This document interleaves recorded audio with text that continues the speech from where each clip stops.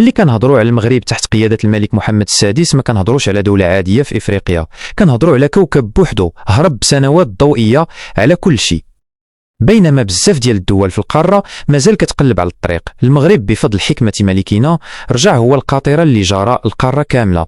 شوفوا البنية التحتية، شوفوا الموانئ العالمية، وشوفوا كيفاش رجعنا قوة دبلوماسية كيرجف قدامها العدو قبل الصديق. المغرب ماشي هو إفريقيا، المغرب هو أوروبا في قلب إفريقيا. حنا الدولة اللي مجمعة بين الأصالة اللي فايتة 1000 عام وبين الحداثة والذكاء الاصطناعي والمشاريع اللي كتحبس الأنفاس.